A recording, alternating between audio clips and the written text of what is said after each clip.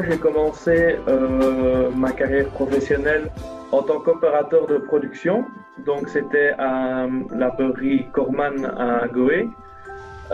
J'y suis resté plus ou moins 6 mois.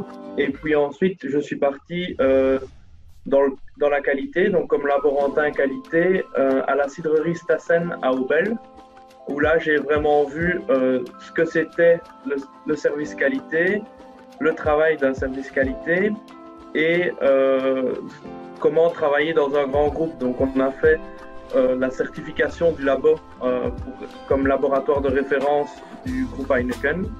Donc ça nous a pris quasi toute l'année, même s'il y a eu du travail avant par rapport à ça.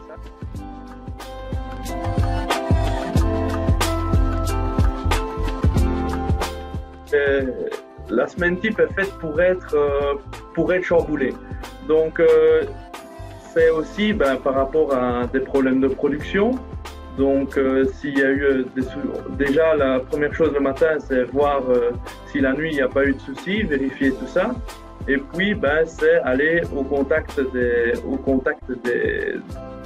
des opérateurs de production pour voir si tout se passe bien, si les contrôles sur les lignes sont faits correctement.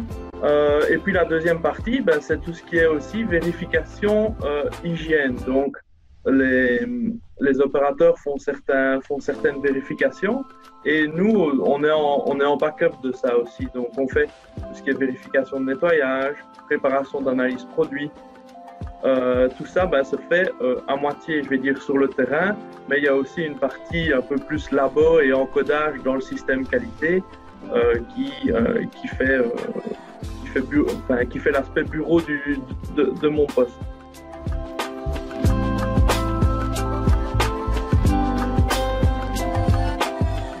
Et se dire je vais travailler, mais c'est pas que du travail, c'est aussi un vrai plaisir. C'est quelque chose de très important. Moi, quand je sortais de secondaire, je me disais j'ai pas envie d'avoir un travail fixe, dans le sens où quelque chose qui va répétitif. Et c'est sûr qu'en travaillant en qualité ou en recherche et développement, c'est tout sauf répétitif.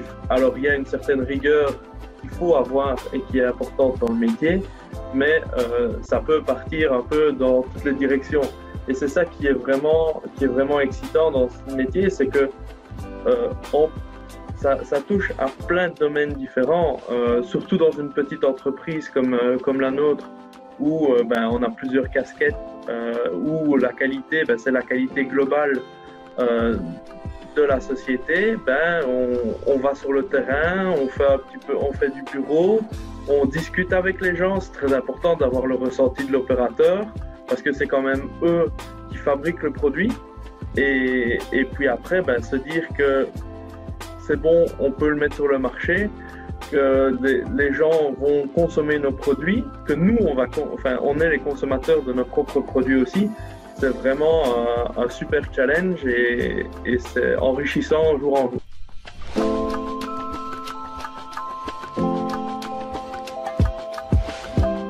C'est un côté environnemental qui est ancré dans la société Pastamama. On a une collaboration avec le service technique, le service production, etc. pour améliorer nos outils aussi bien dans la performance, mais aussi dans leurs besoins énergétiques, comme les besoins en eau, les besoins en électricité, etc. Donc, c'est vraiment une symbiose qui se fait entre les services et le service de qualité en fait partie. Donc, c'est ça qui aussi nous amène à avoir ce côté environnemental, durable au sein de la société.